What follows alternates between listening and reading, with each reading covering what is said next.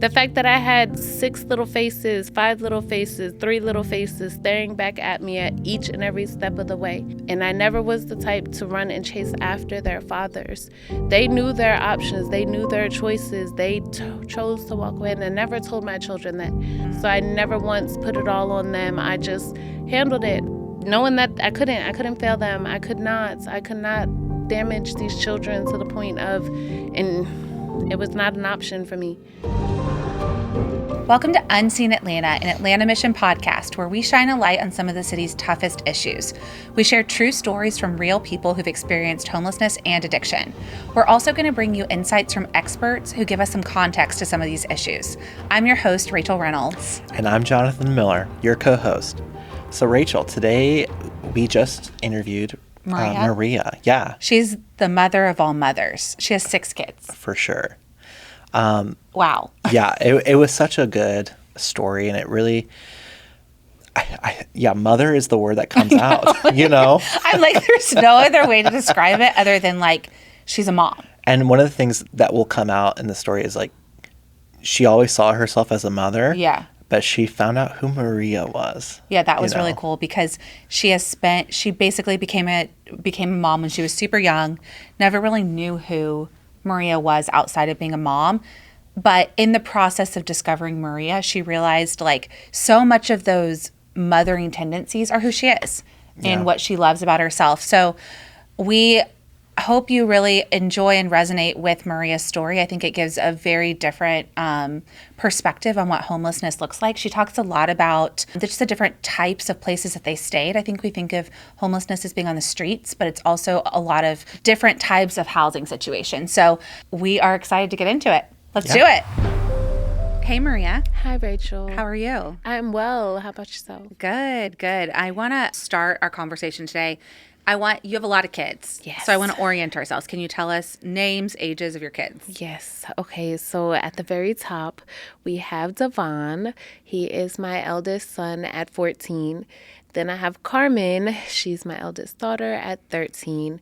Then we have Jayani. We call him Jojo. He's 9, big 9. Jama and Genova are my twins at age 6. And then we got little baby Ava. She's 3. And we currently have one baking at 19 weeks now. Wow. Yes. That's a lot. That's a lot. A family. I thought I had a lot and I have one. That is hilarious. Well, thanks for sharing that. Thank you. And we want to talk a little bit about where you're from and your growing up. Okay.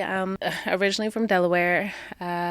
Grew up between Delaware and New York. Moved to Georgia when I was fairly young, about elementary school. And quickly went into middle school. Grew up the rest of the way here in Georgia. I've been in Georgia longer than I have not. So this is home for you? Yes, for sure. So what was your childhood like? It was a childhood. It was a very fast childhood. We had struggles, so it went pretty quick. I remember one year I got an Easy Bake Oven for Christmas, and we went through a situation where we lost the house and my Easy Bake Oven. And it was very, sentimental. So the first chance I got my daughter her own Easy Bake Oven. Aww. Yes. I loved my Easy Bake. Sleep through them. Yes. It was interesting. We moved around a lot. So I did get to see different areas. And I did appreciate that. As an adult, I do appreciate that. Were you with both your parents or? No. Okay. It was just my mother. She wasn't ever really alone. As far as like a single mother, we lived with my grandmother for a minute in New York. And from there, my sister's godfather, which was like my mother's father, like a second grandfather to us, moved around with us as well. Brought us here to Georgia because he was originally from Georgia. So he moved us out here and continued to help raise us. He taught us a lot. It was my mother, brother, sister, and I.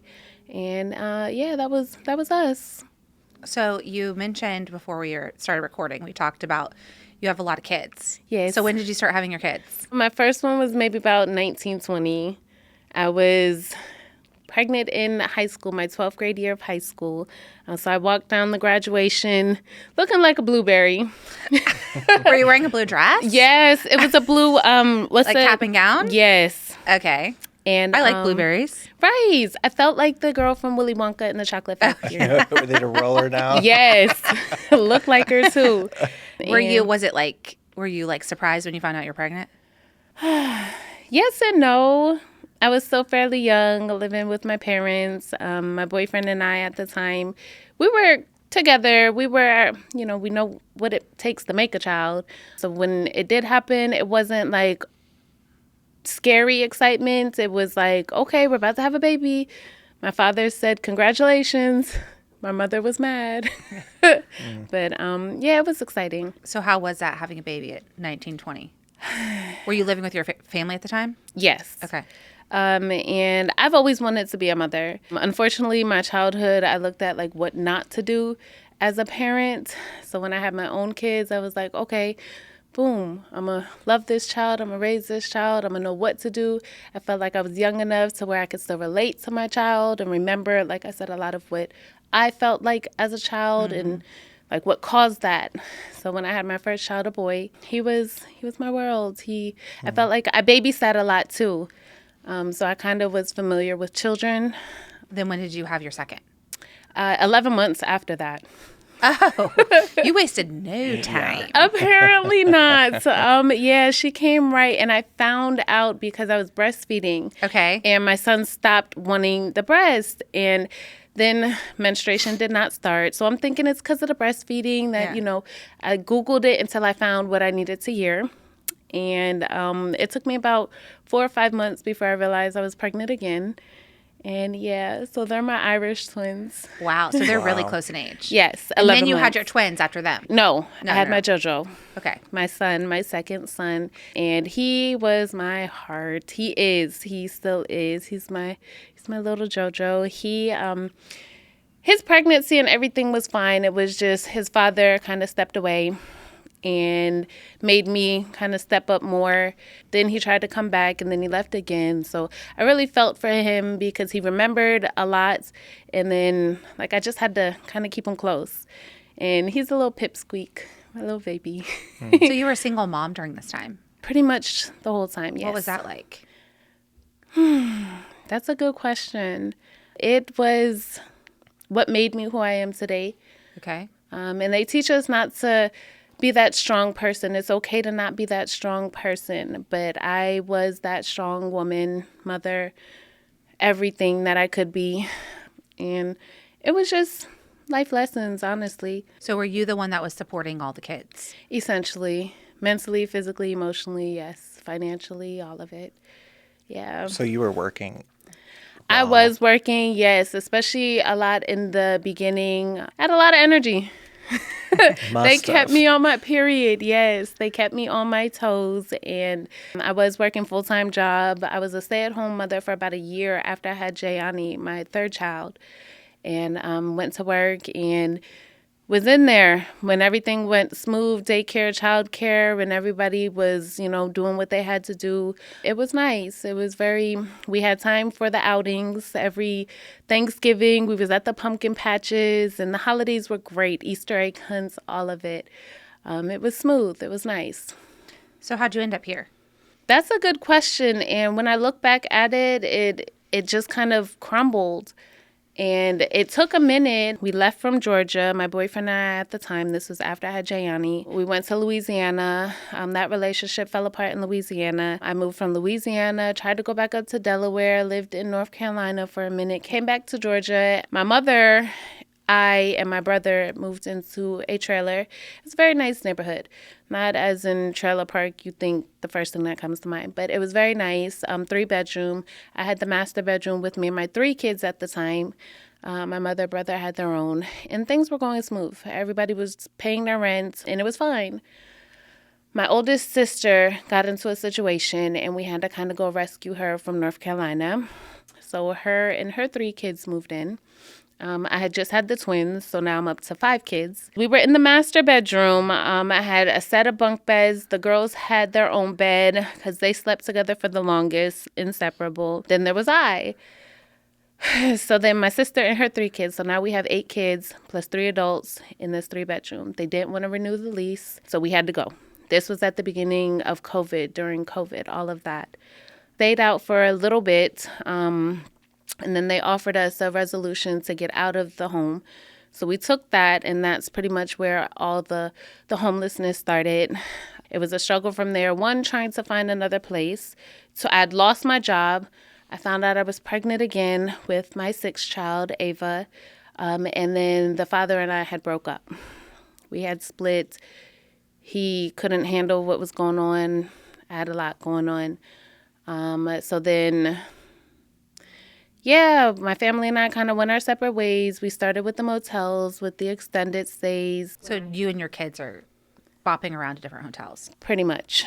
Whew. Yeah, friends. I stayed with a friend for about a month and a half. She had about 4 kids, plus my 5, plus just found out I was pregnant. And she was amazing. She did what she could, her and her family. They moved to South Carolina, which, of course, I had to go from there. Did you ever not have a place to stay? Yes. And where'd you stay? When we had those moments, one summer we did camping, Stone Mountain Park. It was one of the cheapest options.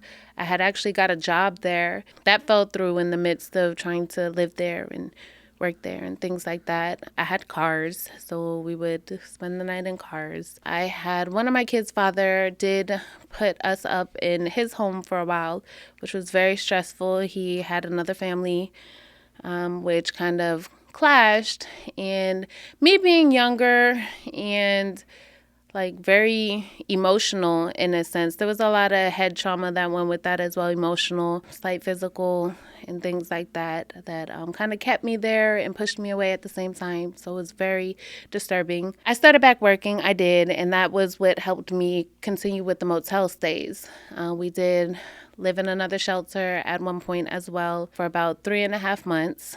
And yeah, honestly, sometimes when I look back, I'm really still trying to figure out how, and it was nothing but God's grace and God's hand on our whole family covering us, because strangers helped, strangers paid for my room, strangers out of nowhere gave us food, and just everything and anything through the grace of all of that is how we survived. Yeah, what kept you going?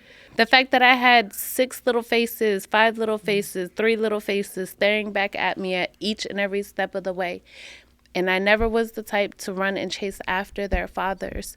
They knew their options. They knew their choices. They chose to walk away. And I never told my children that. I was never the type. My mother did that to us when we were young about my father. And I remember how it felt. So I never once put it all on them. I just handled it. We got to eat today. We had days where we fasted. And yeah, we just knowing that I couldn't fail them. I could not damage these children to the point of, and it was not an option for me. And they went to school. They went as much as we could. The schools helped as much as they could without knowing too much, honestly. Couldn't tell them everything. How did you find Restoration House? It was that time again. We was at our wits' end looking for shelters. I went back to the one that we were at previously, and there was a waiting list. She remembered us. She remembered my family and I. They were full at the moment, but she referred me to my sister's house. I went there, and then they let me know that, you got to start at Restoration House. So I was like, okay, boom. And there was this lady who I just the other day, been through this process now going on 3 months from Restoration to my sister's house. And just literally, if not yesterday, the day before, ran back into this woman.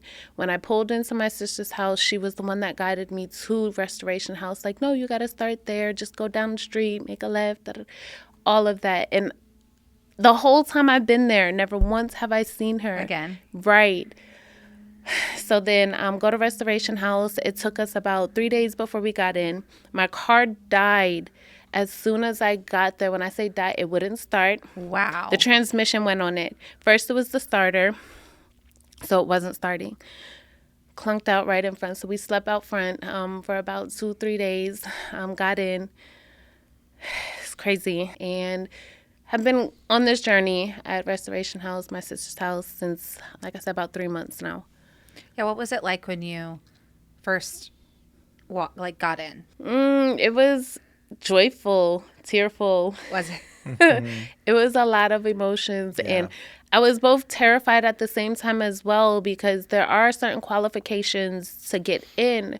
So I'm like, what if they don't believe me, or what if I'm not qualified? So I'm holding my breath the whole time they're doing the intake process. And when they told us they had a bed, my son had an attitude, and I don't know why he had an attitude, but I'm like, do you not realize what like this means? And just emotions. And I had just found out I was pregnant again at that time, like around that same time. So those emotions may have been part of it, but I know for a fact, like it hit deep. It was like a weight off of my shoulders. And I knew it was just the beginning. I didn't know what all it entailed, but yeah, it was amazing. Yeah, they didn't judge either. It had been a couple of days before I had taken a shower. So I go out to the car, I change, I come back in, and it was just so peaceful. And I remember it being cool, because this is the summer, so it's like 90 degrees outside.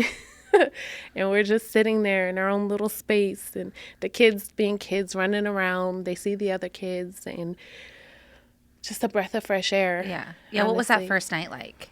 It went by kind of quick. I think I slept really nice. We went in, they got us a room, we did our little tour, had dinner. The kids, they were ecstatic. Oh, yeah. Right. Took our showers and laid down. We were the only ones in our room that night, if I'm not mistaken, for that first night. And I bet that was nice. Yes. Yes. The air conditioner, just the soft bed, just being able to stretch out. I'm in the front seat of the car. It's not much room. Yeah. But just to stretch my legs out and honestly take the clothes off. That was the best part. Yes. I can, like, as you're saying it, I can, like, feel it. Right. The relief. Yeah, the relief.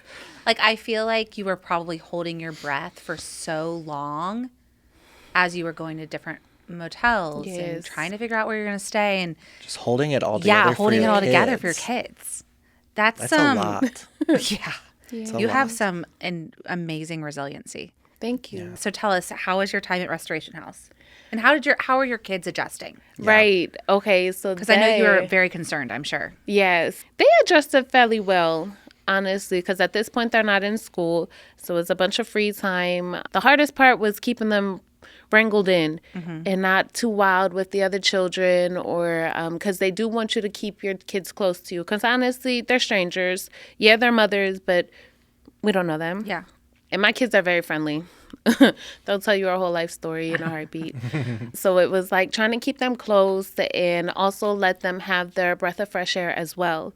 There was a playground in the back, so we definitely spent a lot of time out there.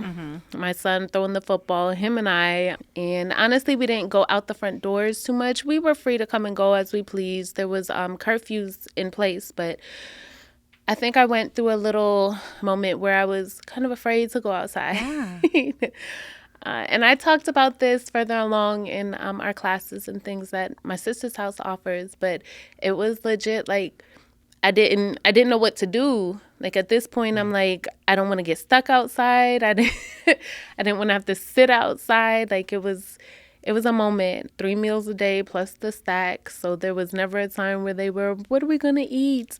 Which was once again another weight off my shoulders. You don't have to think about that. No, they washed our clothes, the bed sheets, the bed linen, and like our actual laundry. And when they call it Restoration House, it was our time of rest. And in the same sense, I'm trying to figure out, it's still really like on cloud 9 for me. So I'm waiting for, unfortunately, my mindset, I was waiting for it to, okay, you got to go. Yeah. Okay, bye. And no.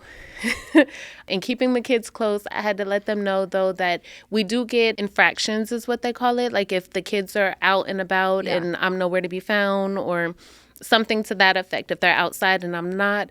So I did have to let them know as well, like, hey, be close. And I had to let them know, like, listen, and we're like, we in gotta here. Get this. We got to make this work. Yes, it's a team effort. They've always been aware of the team spirit, but especially had to let them know at that time. And they were those are my troopers, honestly. Yeah. Well, you did a really courageous thing by Absolutely. Yeah. Getting them a place where they were safe. So you made the decision to go to my sister's house? Yes. Based off of my track. Came in, I had an advocate when I first got there. I around all of this as well, I just lost my mother, who I'm not going to say contributed to any of it, but mentally. And apparently I didn't really grieve. I didn't know how to grieve. I lost her, and I accepted the fact that I lost her. My father's been gone now about 12, 13 years, and I accepted that. So it was really just them and I didn't have anyone to call to, even just let them know, hey, we're inside, we're not outside anymore, like any of that. So it was really just us in that situation. Going to my sister's house shortly after school had started, and I appreciate the school system as well. They usually drop them off last, pick them up first, so it's not like a whole big thing. The rest of the kids know that, hey, y'all are coming from a shelter, which was very important. I, growing up, was in motels, and the school bus would come and pick us up from the motels. And, kids can be a little... It was embarrassing, wasn't it? A little bit, yeah. Yeah, we had a roof over our head, but yes. So the schools are very aware of that, and they've set the bus routes up, so it's like that. And coming over to my sister's house is definitely a lot more of a family atmosphere. Yeah. I do keep them close still. I don't let them pretty much run off, or even the fact that it's the same students that they go to school with. I'm like, okay, yeah, but now we're at home. Like, it's not playtime all the time. Yeah. And we're still working on that part. Right. So are your kids are the girls in the child development center? My Ava is, Okay. yes, she's 3, and she is in the child development in the daycare. We call it school too. Oh, yeah. I mean, Yeah. my son goes to school. Yeah. Right. Even though it's not school. Right. It is for him. Exactly. How has that been? Yeah. It's been great. I love her teacher. Her teacher loves her. I love it. And she has learned so much. She was just the teacher the other day for her class. Aw. And they sent me videos of her reading the book to the class. And her story was amazing. It's hilarious. But and they do send pictures. They'll update us on what they've eaten that's for cool. lunch. Yeah. And I'll get That's great. random photos. That's my favorite part. So has your time at my sister's house been good? Yes, and I could say that now. If y'all had caught me about 2 months ago, maybe a little bit more energy. But I went through my ups and downs when I first got there. Of course, my faith wavered a little bit, my trust in the program, in, the classes, and I was really kind of ready to, where's the work? Where can I have a place over my head? When can I start working? Or just everything other than dealing with Right. what I had to deal with. You were in survival mode of how am I going to make this work? For so long. I'm the provider. Yes. It has definitely, there's nothing negative I can say at this point when, like I said, about a couple of months ago, I could have been what's the point? Yeah. I don't see the silver lining anymore. But through the classes, through my advocates, through my counselors, they've all coached me, spoke to me, uplifted. And even the other women, that's the best part, because it's very much... It's a sisterhood. Yes. Great. And there's one girl specifically who she'll pray at the beginning of the classes and close us out in prayer. And she's become our prayer warrior. And it's amazing to hear her pray out loud. It's something I'm still working on. And it just brings the whole thing together, and everybody's clapping, and they'll, great. And we had a talent show, and everybody sung, and, you're so great. It was just very, very much uplifting. So I wanted to go back a little bit. You mentioned when you first got to my sister's house, you just wanted to get to work, right? Yeah. You wanted to do the thing, and the challenge is, no, we need to work on you. Yes. So can you talk to us a little bit about the struggle? Yeah. And then after going through it, was it worth it? Yes.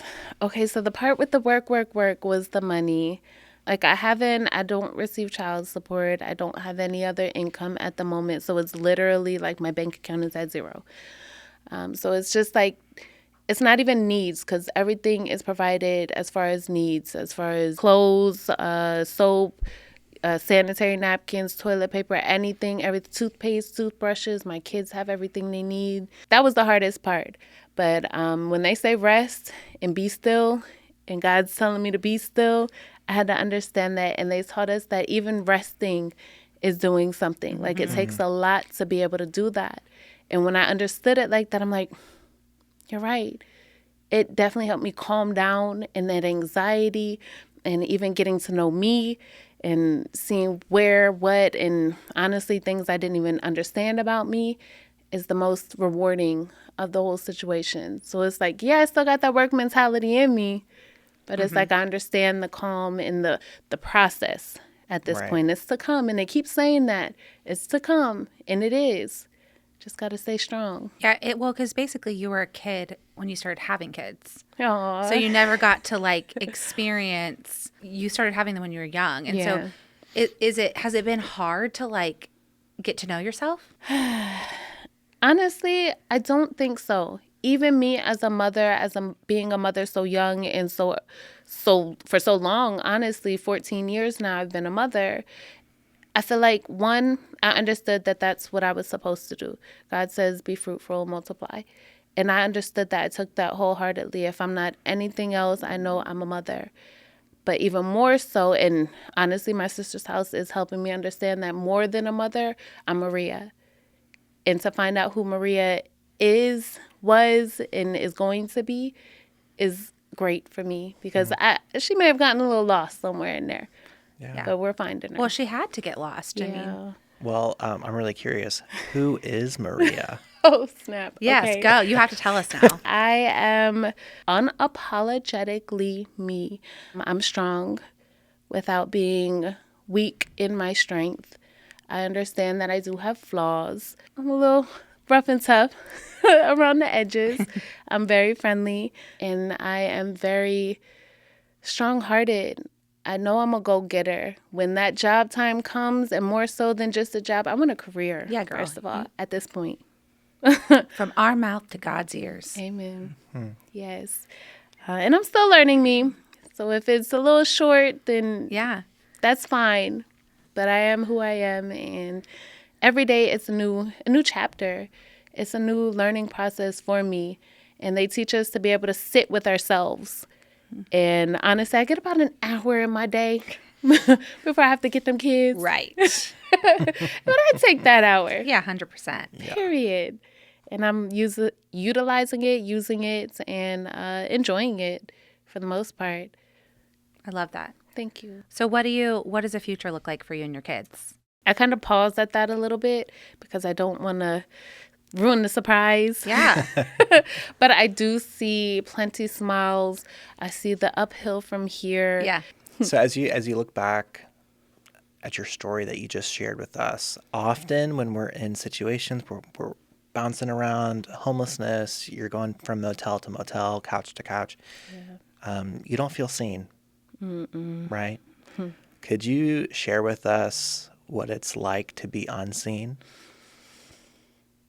That is a good one. I've honestly had to leave a few people behind that I tried my hardest. And in the whole process, it really shows you who's in your corner.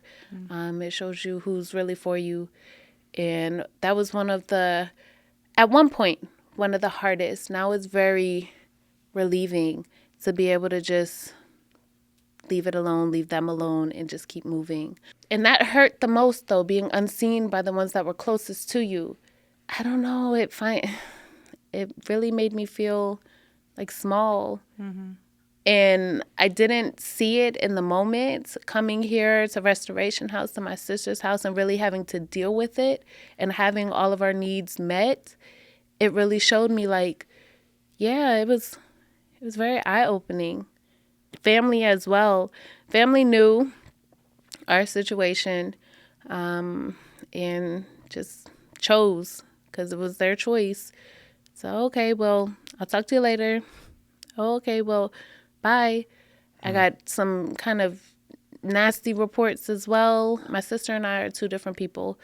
My brother and I are two different people. All of us are different, but they kind of wrote us off. And I felt, so after my father died, that side of the family kind of faded off.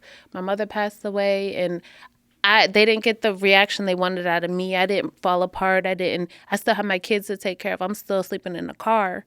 My mother didn't really help when she was alive with that. She was in the same boat we were. So it was like I didn't fall apart when that happened. And I don't know, it pushed people further away. So it really left us out there. I just had to keep going. Well, it sounds like you, in a way, at Atlanta Mission, you found a new family. Amen. Yes. And Aw. you are seen and known and loved. So thank you for sharing your story. And it sounds like you break the cycle here with your kids. Amen. That the chains are breaking constantly. There may be a couple more up in there, but they are breaking. And I still got some time with the program. No, you do. And yeah, every day, But this every ends week. here. Yes. Like your kids, it's going to end here. In the name of Jesus, we're calling it. No, we are. I got chills. Yes. Yes. Because what you did for them is it's the best thing you could ever do for them as a mom. You're saying, hey, we're not doing this anymore. Right. And I'm giving you a different life. So that's the best thing you could ever do. Yes. You should feel really proud of yourself. Thank you. They're going to be really proud of you. And having them through this journey with me, that's part of the reason. There's a few women in there that don't have their children with them, but in having them with me here, I'm hoping that they see that as well. Yeah. Well, and it helps you. Yes. You have to have that. You have to have something to keep you going. And so it's only going to help you and help them. Yes. So I think, I hope for your kids that they think about these times as great times. Yeah. But then, you know what? That they never walk through those doors again. Right. So I don't ever want to see them again. Because I'll probably still be here in like 10 years. So, but we so appreciate you sharing your story. Yeah. I think you. your story will resonate with so many people. It's like the power of a mother. Take it. But I think that's what I really saw throughout your story is just like you wanted to be a mom. That is what drove you. And your kids are really what has driven you to say, no, this stops here. This may have been how my life was. This may have been how our life was for the last 10 years, but it's not we're not doing this anymore. So I think that there's so much power in that. And there's so much power in breaking the cycle. Yes. It's hard. Yeah. It's the hardest thing you can ever do is break the cycle. In Atlanta Missions, my sister's house, they provide everything you need to do that. Ending generational cycles. Yeah. Like that's such a huge and powerful thing. Yeah. Yeah, your story is what, when, we set out to do something like Atlanta Missionary Restoration House, the goal is not to perpetuate the cycle of homelessness. It's not just to give someone a place to stay. Right. And then we see them come back 2 years from now. It's really to break that cycle. This ends here. That's beautiful. We hope you enjoyed that story. I know it was so powerful. They all are powerful. So it's hard for me to pick one out, but I think it really just showed how important it is to have safe spaces for people when they walk into our doors. And not only safe spaces for them, but spaces where they feel welcomed, they feel accepted, they feel like it's home. For them and their children. Yeah, and their children. So today we have with us Dr. Jill Pable. She is a special guest that we have. We talked a lot about on this episode, Restoration House. She was a part of not only building Restoration House, but the whole planning process behind it because she specializes in trauma-informed design. So welcome, Dr. Pable. We're so happy to have you. Thank you. I love being here with you today. Please tell us a little bit about you and what you do. Yeah, my background is research. I'm a researcher and educator, primarily in interior design, also in architecture, as that touches to the issue as well. I am a professor emeritus with Florida State University, having just recently retired, and I was engaged in research with regard to homelessness and design for approximately 20 years. As a part of that, I also created a nonprofit called Design Resources for Homelessness, which exists to curate research and offer practical ways for its application in homeless shelters, day centers, and other spaces for people in crisis, which is available free of charge for anybody to take a look at. Well, we just heard a story about Maria, a mom coming in with her kids, and she talked a lot about walking into the space and feeling safe. She talked a lot about just the experience. I know you've done a lot of research about what it's like to be a parent in that environment. So can you talk a little bit to that? Yes, there is a great deal to be aware of In the case of clients with children, it really changes the list of priorities greatly because, as you might imagine, a parent is first and foremost concerned about the safety and happiness of their children. So when they're brought into a communal sort of space like that, they're going to be overwhelmingly not only concerned about their children, but distracted for their children. So what that means is there's a number of things we need to do in those cases. First of all, we need to make how you enter a building and navigate through a building just as intuitive as possible, because that parent is not going to have much of what we call bandwidth. They don't have a lot of attention span apart from making sure their kids are managed in order to understand where to go, how to fill out a form, how to manage the bedroom that they live in, and so forth. So as simple and intuitive as possible is best. Another thing too is that a parent is going to be overridingly concerned about the safety of their children, and which means they're going to want to have their children nearby. In fact, they want to have their children nearby so that they can have a moment just to relax and not have to worry about where their children are. A number of years ago, I conducted a research study in a supportive housing community where female parent and two children were living in a 9 by 12 room.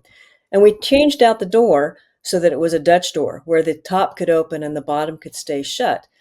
And amongst other types of improvements to the room, we found that that Dutch door helped that parent so much because she could finally sit down on the bed, relax for just a moment, and know that her two young children are not going to wander off.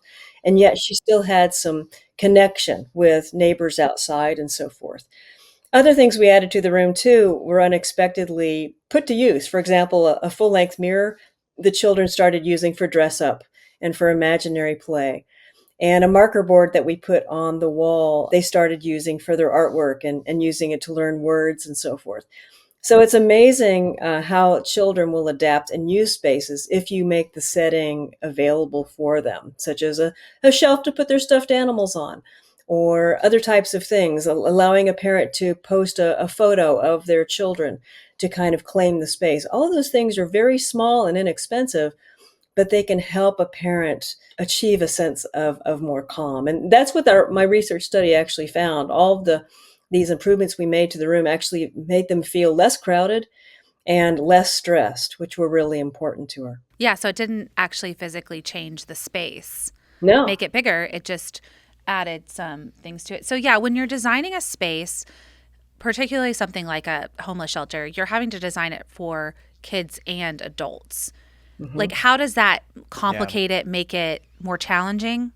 It does, especially if there are adult groups that need to be kept separately from children. For example, sometimes the men's suite needs to be kept separate from the female and or children's suite. Another group that's often forgotten is that there will be male parents that come in with children. How are we going to manage that? Another tragic thing is that we haven't had enough space in the past where we've had to split up families, where the husband would go live in the men's area and the wife and the children would go to the other area. And we're not doing anybody any favors to split up a family group like that. So one thing that's important for us to include is also family quarters to avoid, splitting up a nuclear family like that is not helping anybody. Yeah, that's so Yeah. so interesting. So tell us a little bit about for a kid, what's going to be really important for them to have in a space? Because I know we designed the kids area at Restoration House. It's so great.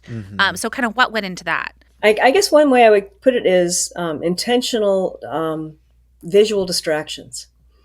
Children are coming in a state of stress with their parents, and they're understanding that stress from their parents.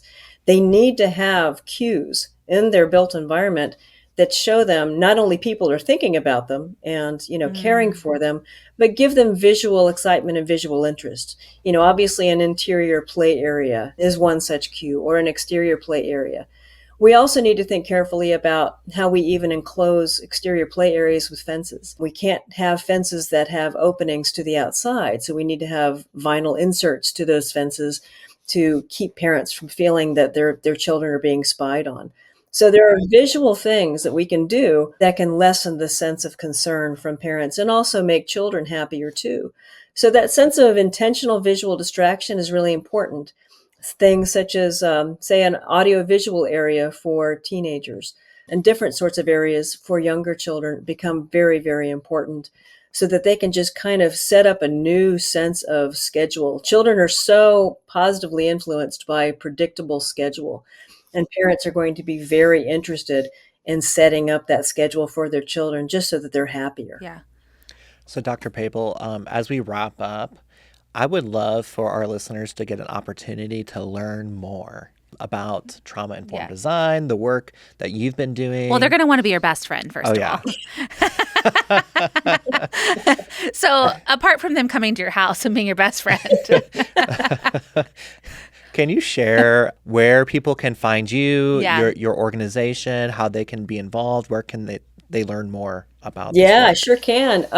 If you go to the website designresourcesforhomelessness.org, what you'll find there is a treasure trove of research summaries, case studies of other successful shelters and day centers and so forth. You will find all kinds of small tips on what you can do either inexpensively or if you have a larger budget. There are all kinds of things. There are spotlight reports on how to design for specific groups such as victims of domestic violence, families, seniors, adolescents. And also to come, I'm currently working on a project right now called the Co-Shelter Project, which is creating a hypothetical shelter that would manage people that come in with their animals. It's a terrible problem when people will not come into a shelter because they know their animals are not accepted. So I'm learning a lot from my veterinary co-researcher about the psychology of a Chihuahua, or, what a lizard needs, or, how can cats be, kept separate from dogs in order to keep everybody happy. So that's yet another aspect we need to explore more. So, you're not really retired, is what I'm hearing. Not really, Yeah. but it's okay. Well, I mean, the work you're doing is so inspiring. And I think that I love that you're making your work accessible. So you're making it accessible to organizations that they may not have a lot of resources, but they can do something. So I think that's what strikes me with what you're talking about is the work you're doing can be done by anyone. So Yeah, I'm really driven to get this information in the hands of people that can help others with it. It's there to be used. We just have to get it to where it needs to go. Right. Well, and I think that's, part of our call to action too, even for our listeners, is that I hope that they hear this and are inspired, even in their own communities, places that they know where you can start implementing some of this. It just infuses that humanity back into some of these issues. So thank you so much for your time. you. We're really grateful for you, grateful for the work you're doing. Thank you for your work as well. I really enjoyed talking to you. Yes, you too. We'll see you next time. That gave me so much insight into what it's like being a mom with your kids walking into a homeless shelter and how you're having to really think about not only what the moms experience, but what the kids are experiencing. So we hope you enjoyed that conversation with Dr. Jill Pable. We hope you follow her. Even though she's in retirement, she's still doing so much amazing work. So we hope you enjoyed that episode, and we will see you next time. Thank you so much for listening and engaging with these challenging yet vital conversations about mental health, addiction, homelessness, and trauma in our city. Facing these issues head on is how we ignite real transformation in Atlanta. Thank you to our season sponsor, the Scott Pryor Law Group. The transformation you've heard wouldn't be possible without incredible partners like the Scott Pryor Law Group, personal injury and accident attorneys. Their compassion and dedication to our community fuel stories of transformation just like these. If you are injured in a semi-truck or car accident, call the Scott Pryor Law Group. As a U.S. Marine, we fight and win for you. Our clients are family for life. We handle all types of injuries. You focus on healing, and we handle the rest. Now, if today's episode inspired you to take the next step, we would love to invite you to join the work that God is doing here. There are two really impactful ways for you to get involved. First, you can give financially to help us continue the work you heard about today. Second, you can volunteer your time by serving at one of our campuses. You can find all the ways to give and get involved at atlantamission.org. Thank you again for being part of this journey. Please join us next time as we uncover more powerful stories of hope and transformation.